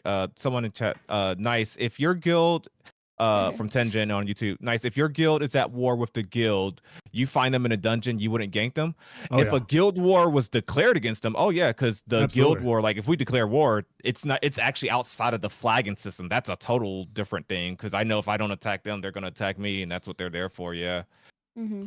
Yeah, and I want to be clear with this as well. Like I don't mind if I'm doing a dungeon or a world boss or whatever, and there's people trying to like pull the world boss and kill people that they don't like. Like it Steven and Intrepid, I the way I perceive it is they're creating a system designed to allow people to just hang themselves in game at any point in time by doing something stupid that's going to piss off a large group of people. I think that's Yeah. basically the Right. entire system that's designed. Like, hey, yeah, I mean, I can go over here and I can kill this tank and I can aggro the entire boss on them, and it'll be funny for me because they'll all wipe. But now I have an entire guild that doesn't like me. And so Yeah. what are the consequences of that? And I'm corrupted, and now I potentially, if the corruption's high enough, I might be losing my gear, I might be losing some other things. And so as long as that balance is there to where like you can get penalized for being that asshole, I'm fine with it, because it's also kind of funny. Like even when I've wiped in those situations, because we have a similar situation like that in ESO, in Imperial City. It's a PVX environment. I've had bosses pulled on me all the time. Sometimes it's really funny. Like in hindsight, you're like, okay, you got me. But yeah, I as far as the instance combat goes, I don't know as much as you guys, and I know you guys can't share what you know, but I've seen them say that like 20% of they're gonna have 20% of instanced based PVE like dungeons and stuff. So I'm very curious to see what that will entail. I don't know what that is. As far as like the open world, like 2/3 of the map is open world PvP, which is the open ocean and the islands and everything. So there is, I think for a lot of PvPers like myself, we're going to be trying to PvP over there because we're going to be engaging with a lot of people that want to do the exact same thing. And so, I do think that they're like, because it's 2/3 of the map, it depends on how it's going to play, right? Like there's just so much up in the air, but there is this huge aspect of the map that literally is just no holds barred PvP all the time. As far as the instant stuff goes, I could do without it. Like arenas are cool and everything, instance arenas, but if you want to have PvP open everywhere, I'm cool with that too. I get it. So do you feel it's fair and balanced, in reference to Chibi's point, that we as PvPers have the mobile caravan PvP objective zones? Yep. We have the fact that, I mean, if we want to go corrupted, we can go PvP in a dungeon, especially if they attack us back and we don't even get corruption in that situation. So if someone's in a dungeon, and obviously I'm kind of playing devil's advocate here, but I also kind of mean some of this. If someone's in a dungeon and we attack them, we're just pestering them, just trying to get them to attack us so we don't get corrupted, because we plan on eliminating the competition so we can have the loot for themselves. We have that scenario. We have the caravan scenario that I just brought up. And then we have 2/3 of the map in the ocean. And then we have the instance arenas. Do you feel like that is fair, or the scales are balanced for a pure PvEer that doesn't want the conflict of PvP? I won't know without testing.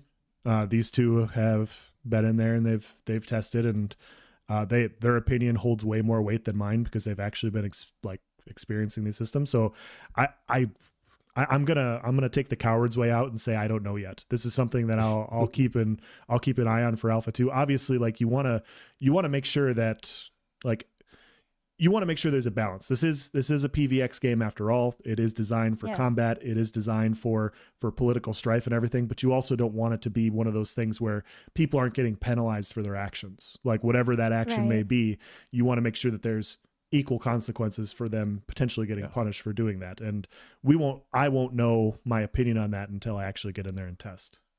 Ashes of Relation says node sieges are the most impactful activity on a server in their open world as well. Yeah. Yeah.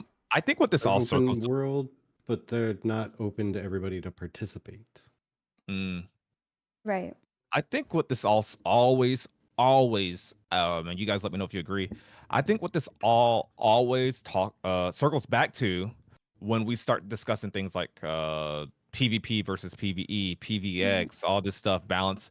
What this all comes down to, you guys, is how penalizing is the corruption system. That's Right. and we don't know until we test it. And I've been on record saying I hope that they make the corruption system too penalized, and to the point where, like, throughout the course of the alpha 2, they're like, okay, it's that guy killed one guy, and it's taken him 8 hours of grinding to get back neutral, you know. Right. And then I hope they see that, okay, maybe that's too much, and they start lowering it. Instead of like it being too friendly, and then they start making it more penalizing. And I think if you have that in place, maybe these dungeon scenarios where your PvE is constantly getting interrupted doesn't become a factor. But and see, and I'm obviously walking the fence here, right? But and then another scenario, in another frame of mind, you could be looking at it like it's a PvX game. They want these dungeons to be that loot to be a scarcity, and they want there to be PvX everywhere. So it's like you don't really know where to draw the line until we see how punishing corruption is. Though they say it's really punishing, we don't know until we test. And Right. obviously, all this stuff that we're discussing, chat, is we got to test it. It's It's a just moving like slider, yeah. theorizing, yeah. Yeah. But I have a and theory for you. bounty hunters, yeah. So real quick, I want to say also, like, I think that the corruption system is a double-edged sword. For me, it is why I'm interested in trying Ashes of Creation. There is a real risk slash consequence for attacking people. Yes. But also, if you die to mobs too many times, you get corruption, or that XP debt. Sorry. Yeah. You get that XP debt. Just like if somebody kills you, you get, I believe. Wait, is there XP debt in PvE, PvP? yes. Not PvP and PvP. PvE. I think any death should have XP debt, unless it's in a So- caravan, supposedly, like PvP Here's what I objectives. was thinking. What if it was based on what you were doing? If you died to PvP, or if you died to PvE, then the amount of XP debt would be varied based off of that. Sure. I'd like that. I can see that. Because if you think about it, whichever one that they would choose to have the greater weight, you obviously want there to be a big enough weight for just attacking people and gaining corruption. But you don't want to overly deter the person who maybe just is bad at PvP or something like that. Because for me, again, I'm very much a PvE player. I'm very bad at PvP. Yeah. I tend to, at least in the beginning of playing Overwatch, sometimes even like when I'm like 1v5'd by the enemy team, I'm like spamming stuff and just like trying to survive somehow. But like I don't act that way against PCs, NPCs, because they are more, how do I put it? You have an idea of what they're going to do. They're more reliable, more predictable. There we go. And I have no idea what this other PC, like what this other player has available to them, what's off cooldown, what they have stacked, if they have poisons. There's so many questionable variables that don't exist in a NPC that do for a playing character, that it just I'm not comfortable yet. Sure. Yeah, no, it's but I agree. I agree with that too, because I mean that's part of the reason why I personally like PvP is I like that added variable of not like the customization in MMORPGs for PvP is what gets me wanting to play MMORPG PvPs, because like you can have so many different builds if it's done well, and you can encounter different play styles, and to me that's unique. But at the same time, I understand that perspective completely. What was I gonna say? It's interesting because Nice, you brought up Ash's relation, made a comment. He actually has a really good video talking about this. really long time ago, I did a video on the corruption system for this game, and I was reading and I was looking in depth and I was watching different videos and stuff. And one of the comments I saw from Asmongold when he was talking about the controversy that happened last year is he was talking about how oftentimes, like in a PvE only environment, you can often get a lot of toxicity where people will pull mobs onto a group that they don't like, and there's really no consequences. Like you can report it to the game devs, but if the game devs don't exist in the game, or if they're responding to something else, you may not get reacted to very quickly. And so you can have somebody griefing you in a PvE perspective. We've seen it with hardcore PvP in WoW recently. Oh yeah. So we've seen these sorts of things happen without any real consequences happening to them in game sometimes. And so having the potential possibility of like, okay, if you're going to try and grief me, I can kill you now and I can eliminate this. I think having that system in place makes a lot of sense, but it does need to be punishing. And Ashes of Relation did a great video talking about botting. And the cool part about having this type of system as well from a botting perspective is obviously a lot of games are plagued with bot accounts and everything, and you report them, you mass report them, and you don't know when they're going to come in and ban them. Well, as a player, if you see a group of bots, you can go and wipe them out, and you can kind of participate in eliminating bots from that perspective.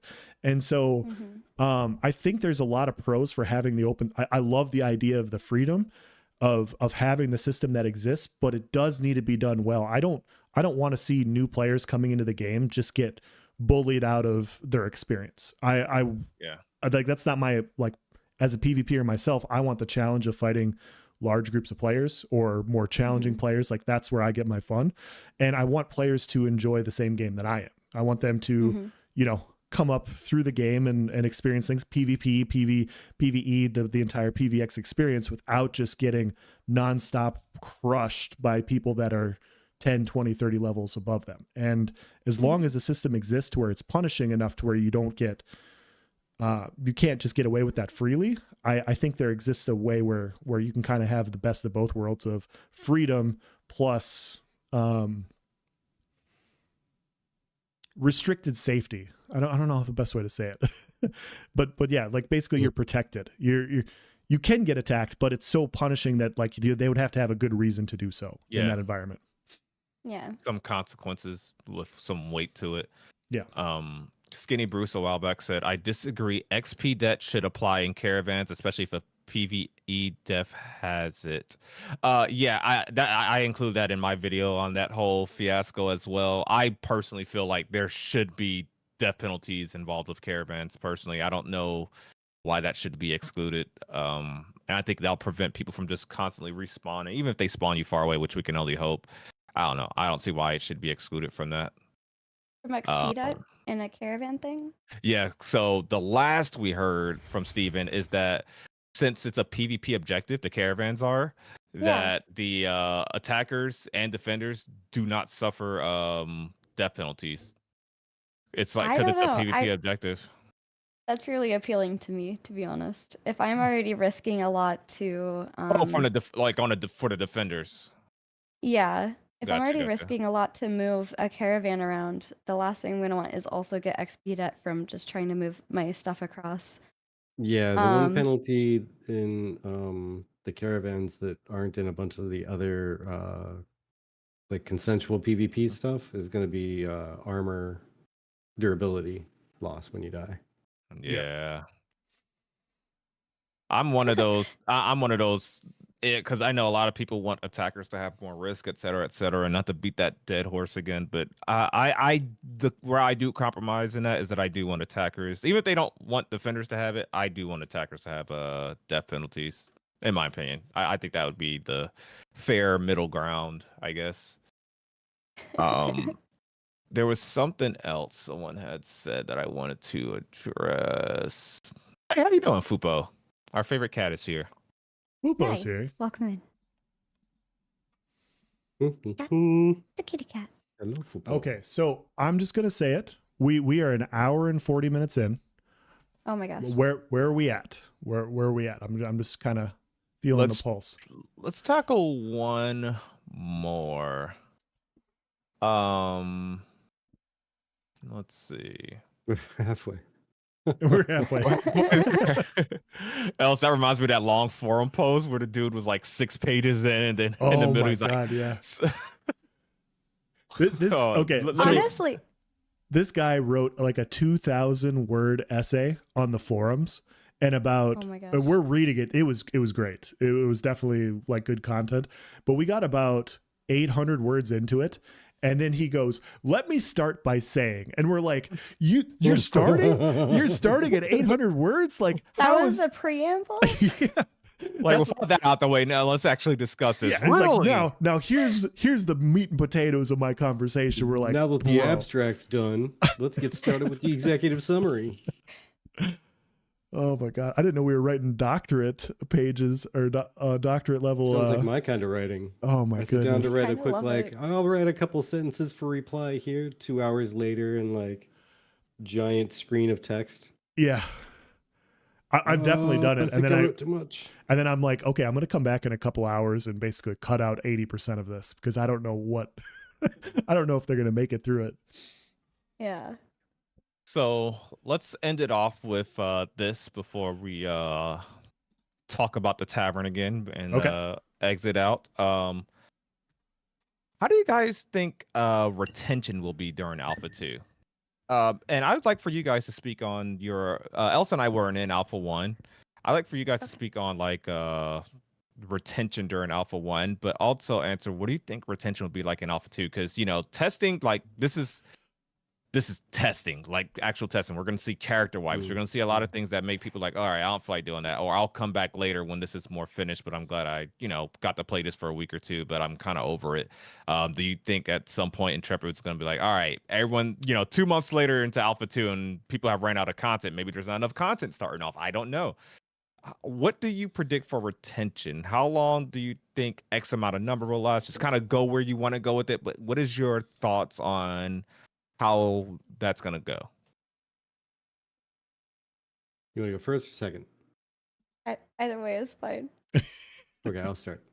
I think it's going to be very tricky, but I also am speaking from a biased standpoint of I like the testing process. And so I tend to stick around stuff like that a lot longer than other people will. Just because, well, now there's not as many people around. Now I can go check out that thing over there that I've been wanting to check out, but people have been, spawn camping, whatever. And I can't see how it would react if I did this or that. But I personally think that it's probably going to be, because you figure it's going to be a small portion of the map, right? It's a gigantic map to begin with. Yep. So that small portion may feel really large, but either way, it's going to be a small portion of the map. Steven had mentioned they're going to do some like dropping in of content and slow release of content. So there's going to be surges that keep popping up. I think it's going to be kind of like a little roller coaster ride with Alpha 2. I think that's my prediction. It's going to be like definitely a quick spike. Almost everybody who has Alpha 2 access is going to jump in right away. There's going to be some people who have to work or they're going to be away with family or whatever, but everybody else that doesn't have an excuse is going to be logging in like during the first weekend or first weekdays or whatever of the test. So do you think this is going to be like, even though it's not the launch, obviously, but do you think this is going to become someone's main game, like their main MMO, essentially, even though it's like alpha? While it's in alpha, no. I don't think it's. I don't think they will consider it their main game, but I think there's going to be plenty of people who are interested in testing enough of it that it will accidentally be their main game. If that makes sense. Yeah. Like it's not going to be like, yeah, my main game I'm playing right now is Ashes of Creation. Because they just launched the Alpha 2. Well, no, your main game is really this one because that's the one you actually would care about if it got wiped and whatnot. Because you haven't finished it yet or whatever. But the one you spent most time in could be Ashes just completely by accident. Honestly, I have a differing opinion from that one. Even Ashes will be my main game. I intend to do nothing but play it, essentially.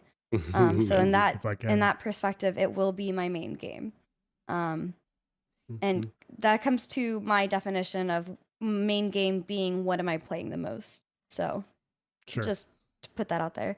Now I will not speak to Alpha 1 comparing to Alpha 2 in terms of tension And I mentioned this to a few people that have recently joined the community. Alpha 1's purpose was very different from Alpha 2's purpose. Mm. Alpha 1's purpose was all about tech. How much are the servers able to handle? Can we summon 5,000 bears, and will people essentially just Blow up their Will the GPU. world Control Alt explode? F5? Yeah, like will their thing crash, right? So that was the main focus of Alpha 1. Also, Vertec and I were moving from Cali to the East Coast during Wow. Alpha 1, a big part of that. So we missed out, unfortunately, on a lot of it. But Alpha 2 is all about all of these systems. And the other thing I wanted to mention is in terms of wiping, I think it's going to be as often as Alpha 1 was because we were able to participate in the pre-Alpha 1 because if you had the Alpha 1 keys, right? So you could access that for the spot testing before they released the NDA. They had a non you could talk about it, you couldn't show anything for a moment. So during those times, we explained that, the back-to-back updates they did were so fast. They were so incredibly fast. That's good. Yes, they Uh-huh. had to wipe the server, but like they had implemented so many things so quickly. Yeah, I remember the And split motion combat or whatever, split body thing. yeah, Try to implement it I really remember quick. that coming out too. Yeah.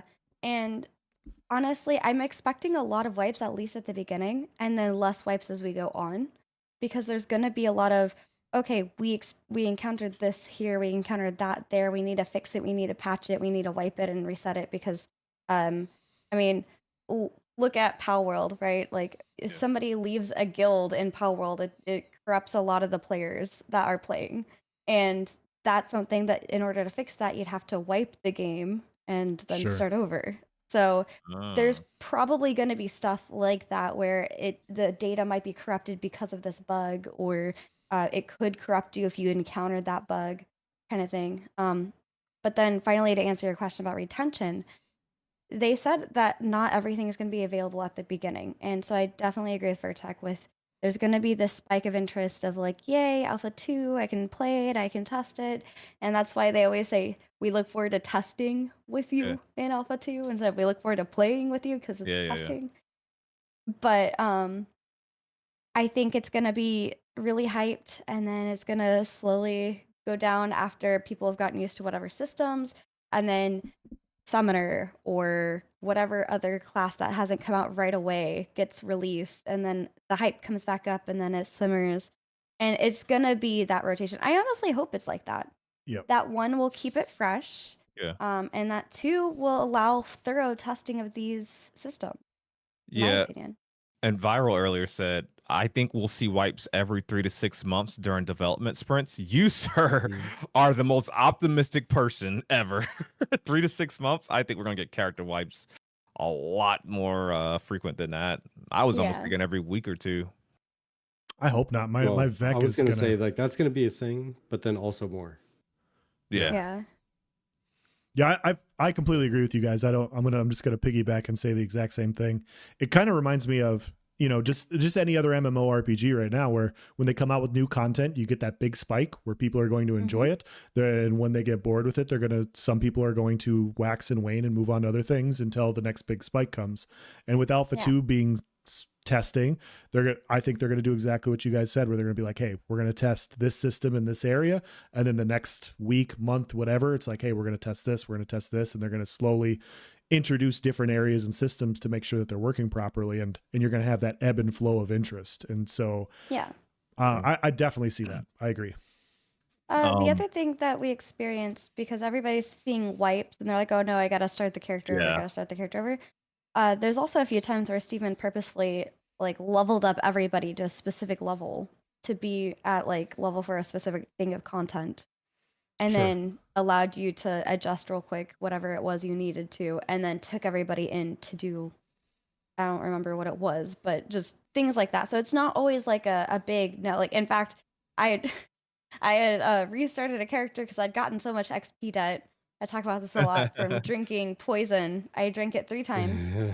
And I got so much XP debt, it was faster to make a new character, and I got to like level 5 faster than it would have taken me to get rid of the XP debt. Oh my goodness. And so Yeah. he ended up summoning us and then leveling us up, and I was like, oh, cool. Now I'm level 15.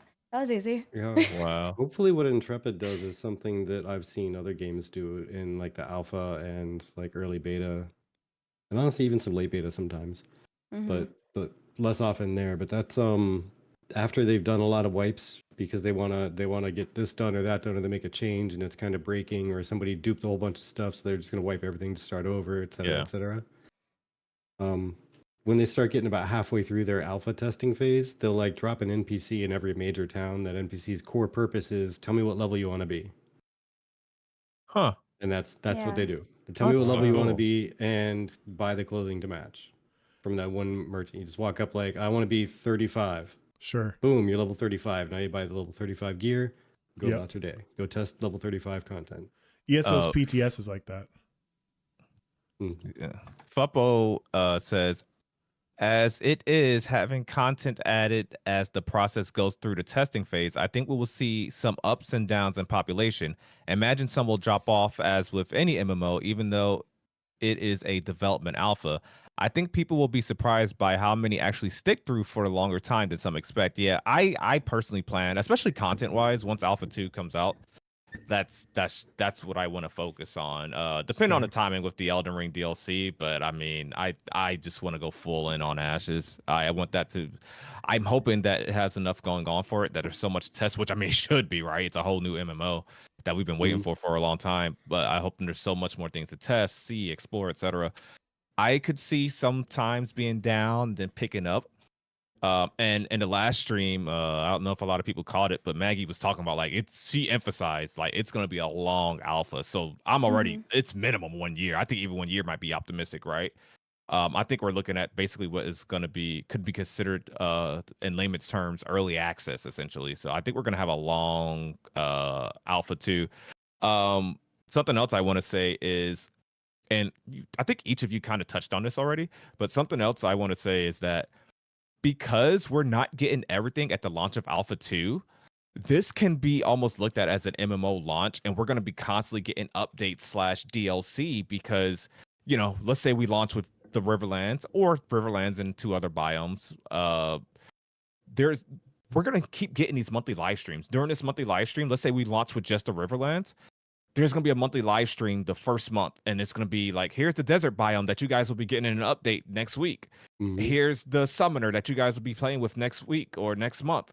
Here's a preview of our we just added 3 new story arcs, or this dungeon's now available, et cetera, et cetera. And I think that's going to keep things fresh. You're going to be able, I think there is potential for us to retain testers, because depending on how fast they're rolling out and adding content to the alpha, which should be very fast because they're literally developing a game. So I think that will help player retention. I think all of us here and people that's been obsessively following this Ashes of the Creation cult will be sticking through it, through everything, even through the wipes and whatnot. Yeah, and I think what's going to end up helping the long-term interest and making sure that the roller coaster ride of population keeps going up, no matter how many times it goes down during alpha, is going to be the rotational content that they're iterating on. Yeah. Like they're going to drop in, for instance, like I think he said like there's not going to be naval combat at the beginning, just like there's not going to be bard and summoner, but there might be, you know, blah blah blah, because you never know, etc. But I think the naval combat is going to be one of those that is going to come later. It's going to probably drop in. They're going to test it. They're going to yank it back out. Yep. Fiddle with it and then drop it back in later on. So it's going to be like a couple weeks of naval combat, and then it's going to disappear. Yeah, like if you see Overwatch got a new update, you're probably going to log into Overwatch. It'll be like the same thing. Like, oh, they finally added that. No, let me go log in. And even the most casual of Ashes followers, which I don't know how many people are actual casual, like spending $250 or $500 or what $2,000 to test a game. I don't think you should be a casual, but you know, like, you know, let's say you got bored and you come back in because you hear naval content dropped. I mean, maybe that keeps your attention for minimal a month or 2 weeks or whatever, and then you go back to whatever you're doing. Fupo says having that ebb and rise to the player base is, in my opinion, actually sort of good. It mirrors to some point the actual real world when the game goes live, as with any MMO, having that rise and fall is natural for player base. Else and I was just talking about with New World. It's just like, we have nothing to do. We haven't logged into that game in so long. Like, it's what is there to do? There's been one OPR map after years. The content's lagging. It's just like, but when they add something that's worth playing, like, oh, sure, I'll go check that out. Whatever. But I think it's time for us to give it a call. We're pushing 2 hours here. Pen and Brawl said New World is dead. # can't swim. But I would like once again thank you everyone for being here. Thank you for the gifted subs, likes on the streams. Thank you for following Else on Twitch, or if you're watching Else on YouTube, my Twitch, we're in 4 different places right now. We're everywhere, but no, we're on all the sites. We were talking about the OnlyFins earlier. OnlyFeet. Onlyfeet.com. But thank you for the raid, you guys. Appreciate everyone that came through via the raid. I want to give a huge shout out to the Tavern, the best tavern in Verra, the Golden Feather Tavern. If you guys want to go ahead and lay out your stream schedule, and I think I still have both links to your Twitch pinned on each platform. I could have done it wrong, but yeah. We are actually taking a break from doing our Monday streams right now. We are currently redesigning how those Monday streams will feel and look. But we do currently do Tuesday, Wednesday, and Friday weekly streams. Tuesday and Wednesday are our Ashes of Creation streams. Friday is hanging out with Vertec, playing whatever game he fancies at the moment. In the future, that probably will be Ashes, though. And aside from that, we kind of upload all of our content onto YouTube, or most of our content onto YouTube, mainly the Ashes stuff. So, yeah. Lovely. Live at 7 p.m. Eastern, Tuesday, Wednesday, and then I believe 9 p.m. Eastern on Friday. Yep. Yeah. Venom says she's got a magic mic. There's so many ways to interpret that sentence. Maybe it's just me. Well, okay. Yeah, for those of you guys that don't know, their podcast starts right before ours on Tuesdays. You guys can go over there, hang out, have a drink at the tavern, talk to them, and then you just mosey on over to us right after and come hang out with us. So I've really been enjoying watching your guys' podcast and everything. I can't believe you guys are at 200 episodes, or almost 200. Sorry, that's crazy. Almost. There's a good question. What do you guys? You have something special planned for episode 200? I can tell when Chibi. No. So Chibi gets that same look when it's something NDA that she can't talk about. So I can tell. I have her. I got her. You gotta tell. She's got to tell. There's something big going down on episode 200. There's a special guest that I just heard about 5 seconds ago. So now we just have to practice that face all the time. Just practice that face all the time. Make that your default face. That is me looking over at Vertec to see if he's gonna talk first, so I don't over talk him. Oh, you want if he leaks it first? Gotcha. No. But no, actually, I was hoping we were actually 2 episodes. So there are 2 episodes. If we hadn't canceled or needed to have canceled them, we would have had them in the same month as our 5-year anniversary. So that was gonna be the whole big shebang. But because we had to push back a couple of them, due to work or at this case, we had to take care of our house and we're here with you instead. But if we hadn't pushed those back, there were some attempted plans. They did not pan out. So it's just gonna be episode 200. It's gonna celebrate this episode 200, guys.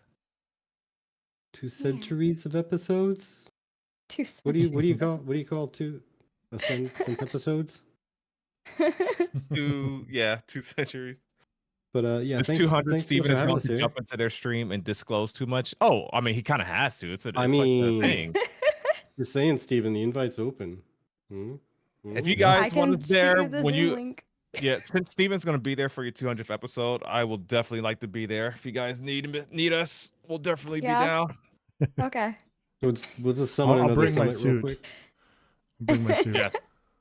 If Steven pops in and asks if he can join, if you hear the word keyword summit, okay, Mhm. that means every content creator needs to start your stream up and jump in Discord, and we'll meet you there. There you Easy. go. Keyword good. summit. Summit. Yep. He'll surprise us. We'll surprise him. Yes. Well, thank you both for inviting us on. We love you, Yes. folks. We love your Yeah, no- content, and we love your shows and your talks. Make Even sure if you we guys disagree, follow. especially if we disagree, actually, because it's always fun hearing the other side of the conversation. Yes. Yeah. Yes. Definitely. And that's you know the cool thing, like earlier, and I promise I'm not going to keep rambling on, but even earlier when we were talking about the believe you. PvE thing and dungeon Mhm. difficulty, it's like you guys have such good takes, in my opinion, like such good takes. It's never like what the hell are you talking about? That doesn't make it's like, oh, you know what, I can see that perspective, that makes sense, like especially with us not testing things, like it makes sense. So, and that always Right. makes it easier. So yeah, once again, it's been great talks.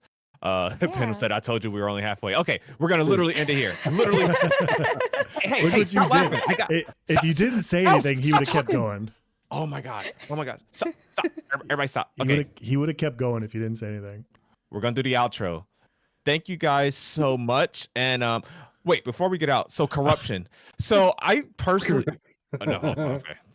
All right, thank you guys so much. This has been episode 36 of the Voices of Verra. Make sure you guys follow the Golden Feather Tavern description. AC, thank you for coming in as we leave. Thank you guys so much, and peace. See you guys. Peace. Bye.